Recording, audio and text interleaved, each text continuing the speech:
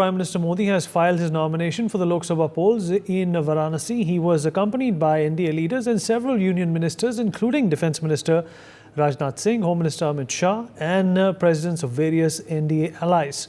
Before filing nomination, he performed an aarti at the banks of the Ganga and sought blessings, following which he embarked on a cruise. The Varanasi Lok Sabha constituency witnessed a historic clash in 2014 when Prime Minister Modi contested against Aam Aadmi Party Supremo and Delhi Chief Minister Arvind Kejriwal. PM Modi achieved a resounding victory with a margin exceeding 3 lakh votes.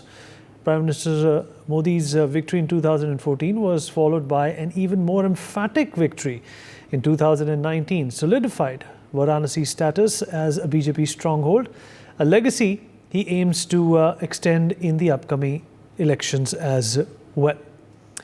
Well, we've been following the Prime Minister ever since early morning. He went about, doing a number of things before finally concluding his visit in Varanasi in the nomination centre. We are also joined by Advocate Manasvi Thapar, political analyst on this show. Chandni Preeti Shah, political analyst, also joins us on the program. Gargi Nandi Roy, political analyst, with us as well, and Gautam Mukherjee, senior journalist, joins us on the program as well. Gargi Nandi Roy, I'll begin with you. I hope you can hear me. Gargi Nandi Roy? Am I audible? Yes, yes. Now you are audible. Well, you know, there are a host of topics that we have discussed when it comes to the BJP, the Prime Minister, Yogi Adityanath, and Kashi.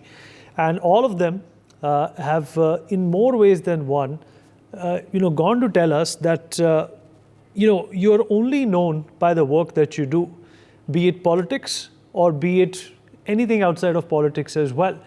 And this to us, or this to me as a journalist, and this perhaps to you also, is a great example of, what should be done by other politicians as well, and what ought to be some sort of, a guideline that other cities, which are necessarily not Kashi, which is of course the cultural seat of Hinduism and our heritage, need to follow and adhere to. Do you concur?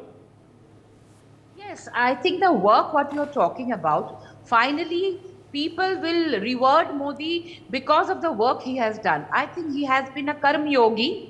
Okay, Kashi Putra and Karm Yogi, and it is it's not that he who chose Kashi or Kashi chose him, whatever the divine design may be, but the work speaks, because the last 10 years what we have seen, the volumes of work, nobody can deny that, even the opposition. Today I was just listening to Manasvi also, I entered a little late. Even Manasvi is saying, okay, Congress is in pockets, so even they cannot deny, they are also acknowledging the contribution of BJP and Narendra Modi. And 10 years, if you see what we have seen, the kind of development, we are the 5th largest economy, we are on the way to 3rd, and our digital growth, we contribute 40% of world's digital transaction. Even the world heads, when they came, they were surprised to see that. And today you go to a Pani Puri wala, to a cobbler, everybody is taken by Google Pay. How could it happen? The kind of financial inclusion that happened. 55 crore Jan Dhan account, the welfare schemes given to everybody, around 12 crore toilets or 4 crores Awas Yojana, around 12 crore water in the tap. So these people will vote, and irrespective of caste, creed and religion. And people who think that Muslim women have voted last time also. They will vote now with triple talaq gone. And they also have received, right? Haven't they received? They have received the houses. Ayushman, 37 crore people are comes under Ayushman. The Jan Aushadhi. And talk about the roads and highways, the way they have doubled from Atal Setu to Atal Tower. So the development, the Amrit Bharat train, so Bande Bharat, so all these things, these are showing, right? And not to talk about our foreign relations. We have a great foreign relations. Gautam Da is a senior journalist. He also, and even Manas will not deny that India is buying oil from Russia and giving aid to Ukraine. They talked about the vaccine Maitri, given vaccine to more than 200 people and giving to other countries. We have seen that Papua New Guinea's Prime Minister touching his foot, not because of he's a state head of India, because like an elder brother. So that kind of camaraderie we have seen abroad, and nobody speaks about one thing. Recently we saw how 8 people were brought back from Qatar who were on death row. I don't think anything like this happened before. From Ukraine, the students have been brought back. And can anybody deny that? Even the Congress, can they deny that? Today, every day, 30 kilometers of road is getting built.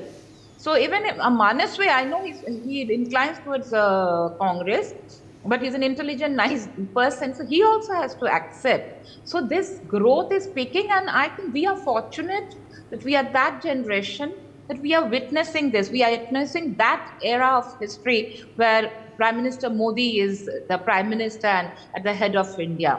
So obviously, it's not only Kashi, but Kashi has developed. The economic growth of Kashi is huge because when so many tourists are going, imagine a small tea seller. Obviously, his business has flourished. A restaurant or a hotelier. People there, hotels are full because of crores of tourists. People who are having their houses, they have turned into stay-home facility. They are giving stay-home facilities, homestay facilities. They are giving. So everybody, the economy of the place has flourished. So not only Kashi has flourished under the road, the airport, after Maharishi Balmiki, the train station. So it's not only Kashi, the entire country it is showing. Even and there right, also and Manasi also can say it, right? And Gautam, this also brings us to the next question. What's next in the politics of development? We've seen the Ram Mandir come up in Ayodhya. There's also some galvanization when it comes to development of Mathura. What do you think is the next natural, organic step, in this developmental journey? Well, I think the key that I'm looking at is agricultural reform that is effective. Because, we do make a surplus of food most years, but the fact is our output is dismal. There's too many, 60% in the rural areas, no need. You need to absorb these people into the cities, tier 1, 2, 3, 4, so that they are more gainfully employed, especially the landless. So that is one. Two, actual defense independence. Make an AWACS which is Indian, all of it, or nearly all of it. Now, the latest thing that I read, which is very encouraging, is that we are making our own BrahMos, which is 100% Indian. And this is the way to go. As exports develop, we don't have to share, we don't have to ask. And as far as development further technologically and absorption into our own armed forces, it has tremendous potential. Same MK1, MK2 for the Tejas. We are, for the first time, the army has announced that it will not be importing ammunition anymore. It's lucky we weren't in a war over the last year or two because we had less than 10 days worth of ammunition. And various people abroad have the chokehold. If they don't give us the ammunition, we got nothing to fight with. So one is as much, if not complete, domination of our own defense space and ability to manufacture. And also, we can't be making 10 and 20 planes in the whole year. This is, when Ford started making planes, it made 100 a month. I mean, we have to learn from how this is done by the Americans. They did it during the Second World War, but they turned it around. So did Germany, so did Japan, so did Britain. And we make very few. Of course, we've been starving HAL and DRDO for all these years, and it's only now that the PSU companies are contributing, the startups are contributing. In other words, Vineet, it's going to be more of the same, but with bells on, greater sophistication, and with greater speed, dynamism, huge investments, less dependence, because we're already facing headwinds as we approach our third position in the economies of the world. We cannot, most people resent the speed by which we are approaching number 4 place, and then by 2030 or 2028, we might indeed be number 3. Now, if this kind of thing happens, then even our friends start feeling a little uneasy. Though India is not China, we are not predatory, we are not interested in doing anybody else down, but we don't want to be bad-mouthed and controlled. They may be used to controlling India, but we don't want to be controlled anymore. The new India has a voice. It doesn't start its history at the Mughals, which is absurd, but we've held that for over 50 years, taught our children that they don't know anything that happened before the Mughals. Now, slowly, all that is changing. So, a truly independent mindset and the kind of brilliance that exists amongst Indians. You see, our basic education system is so good, even though it's not plentiful enough, that we control half the major corporations of the world in CEOs and so on, and some are even owners. Our own enterprise, people like Reliance, Tatas are well on their way to the trillion mark, and they will be, it won't be just Apple and Amazon.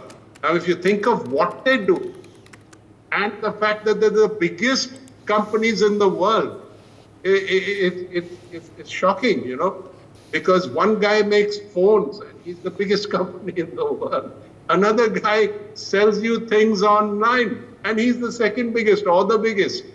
So we've got a lot of stuff to do that changes the power dynamics without us being aggressive. We have this ability to help and coach the world in inclusiveness, in peace. This comes from a long tradition, and but we can't do that from a position of weakness. We've tried it. We've tried it for 50, 60 years, lecturing people while being shirtless and pantless. It doesn't work. Now we've got to have abundance of everything and make, soft comments that might be more helpful than the kind of dialectic and the dichotomy that the West understands and has been practicing all these years. It's either or. Whereas India is very good at the grays. We move in incremental doses, both domestically and internationally, and this is appreciated because it's not abrasive. Vinny. Right. Manasvi, we just saw live shots of the Prime Minister as well. He was at the Rudraksh Convention Center. He was being facilitated. Manasvi, let's move away from the development that Varanasi has seen. Let's also look at, this particular nomination that the Prime Minister has done from a political standpoint of view as well. This is obviously a big deal. The Prime Minister representing a constituency which is away from his, comfort zone, and yet taking those chances and winning. Arvind Kejriwal also did that in 2014. Rahul Gandhi has also done it in Wayanad, and he succeeded. But of course, there was a certain amount of assessment done before that. There was a certain amount of confidence also that both the leaders took into account before they ventured into this. But, the results that we see that are at odds for both the leaders, on one hand the Prime Minister and on the other Rahul Gandhi, they are poles apart. How would you explain this? I think the background has been very different. So Rahul Gandhi, born in a Gandhi family, always seen his surroundings with politics and always had that, I think, what kind of spoon, I don't think it's a silver or a golden or a much above spoon, obviously. So the background, the knowledge, the learning has been different. And Prime Minister Narendra Modi coming from a very modest background. And I remember in 2013, when there was this 15 August ka Lal Killa ceremony, Prime Minister Manmohan Singh was speaking, and parallelly he had created his own Lal Killa in Gujarat, and he gave his own statement. So what happened was media was covering what the Chief Minister Narendra Modi speaking and Prime Minister Manmohan Singh speaking, and comparing that. So what now the point here, what comes to my mind is that he's a great communicator. He's a great person in perception, presentation, and he communicates to the people with a lot of ease. So you understand what he's trying to convey. But that does not take away the greatness of the previous 13 prime ministers. So when we say that, when Gargiji said that eight Indians came back to India, it's because of the prime minister. Yes, it's because of the government and its activeness. But we also should remember in 1971 when prisoners of war of Pakistan had kneeled down before India, 93,000 people. So that's the greatness of India. I would not want to take my greatness of my country and contribute that only in the last 10 years we have been great. The mood question which I come from is, yes, we would have differences from the political parties which are presently here or in the past. But that does not mean that we were weak. We were never weak as a country. We had 1/3 of the world's trade happening from India. Then invasions happened from the Britishers and everyone. And then during that time we were weak. After that, when Prime Minister Jawaharlal Nehru became the first Prime Minister, he started non-alignment movement. He did not want it to be between the Cold War between the USSR and the US. He said that I would take that initiative and I will have a non-alignment movement. I don't care what USSR does. I don't care what USA does. That was a great move. And then Indira Gandhi divided Pakistan into two parts. So that the problem of Pakistan, now there is only one part of the problem which comes to our mind. Then we had before that we had a war. After the third Lok Sabha election, 1962, we had a war with China. At that particular time, in that war, what I want to tell you here is the beauty of our democracy. He had won some 300 plus seats. There was no political party between more than 30 seats at that particular time. Even then, opposition was allowed to question him. What is our Sena Bal? What is our financial bal? What is your status? Jawaharlal Nehru, aap bik chuke ho. These were the questions asked against the Prime Minister, a very strong Prime Minister. There was no one against him at that particular time. So my point, what I come here is that we are a great democracy. We are very strong. We have always been strong. Had it been like Gautamji said that we are developing our own BrahMos, so that's a great thing. Had it been the case, we didn't have ISROs, we didn't have defense, we didn't have IITs, we didn't have the scientists, which were the knee was taken during the Congress time. So we should not take away anything from that particular advantage of what India had. And what I say is, now moving on, in the future prime ministers will the trend. I am worried about the trend. The criticism of the past and believing the present is the best for us is a wrong trend. Believing that whatever our ancestor voted for, they had done whatever they had the best option during that particular time. So maybe these were the best options. So why should I take the glory of Atal Bihari Vajpayee away from anyone by saying that only the last 10 years were the great? Why should I take the glory of Lal Bahadur Shastri?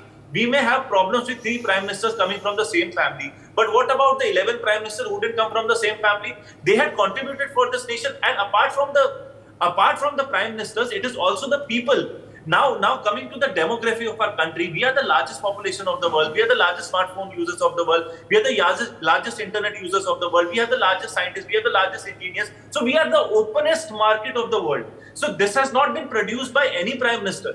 So since we are an open market, we are an open consumer, any company which comes to India is going to grow. Any company grown in India, made in India is going to grow because the consumer base is open. We are not like Chinese. Suddenly a company grows up, the Communist Party of China would come up and say that stop, you don't have to work. Of course. Jack Ma can go anywhere. But we are India. We are proud of Indianness. And this, so every contribution is important. I will not criticize or take away the contribution of Prime Minister Narendra Modi. And at the same time, the first Prime Minister's contribution should not also be taken out. And we should not say that we have been weak. Why were we weak? We were never weak. If had it been we were weak, the Britishers, the Dutch, the Portugals would come to India. No, we were the Sone ki Chidiya. The first university came from India. We were never weak. We were the strongest nation of the world, and we are still, because of that 200 years of the British rule, we have become weak. Yes, that particular time. But after that all right. Let me rope in Chandani as well. We have a paucity of time as well. Chandani, in fact, he's absolutely right that this is not about just the last 10 years. The contributions of the people and the leaders who came before 2014 is absolutely relevant. It's absolutely solid and stolid when it comes to where our country stands today. Perhaps what the differential is that the last 10 years, the pace of development, or rather the fervor or the passion associated with development, has been the most apparent. Actually, you just stole my words. I absolutely agree with Manasvi that yes, it is not that in the last 10 years that these developments have happened, but we need to see that the past government, the development became stagnant. Okay, like they developed and then they stopped. Then they were thriving on it. They were on a pace which was, it was a snail pace that they were working on. And in the last 10 years, what we've seen on an average, one IIT opening every year. Until 2014, we had 16 IITs. Now we have, 23 IITs, one IIT opening every year. Up to 2014, we had 7 AIIMS. Now we have 23 AIIMS all over the country. Okay, this is the kind of development that India needs. Before 2014, we were always seeking validations from, from the global other countries that, whether what we are doing is right or not. We were always scared of, okay, should India take this step or not? Should India do this or not? Should India do that or not? We always seek that kind of validation. Today, we stand in, we have an external affairs minister, Mr. S. Jaishankar, who goes on the global dais, who stands firm and who speaks that this is the internal matter of India. You are not supposed to tell us anything. You keep your nose out of this. This is the kind of strength that we need. It is high time that India, seeks validation from other countries. It is a time that the world recognizes the strategic importance of India. That is the difference Right. that these 10 years have created. Absolutely. I completely agree with you. Unfortunately, we have run out of time.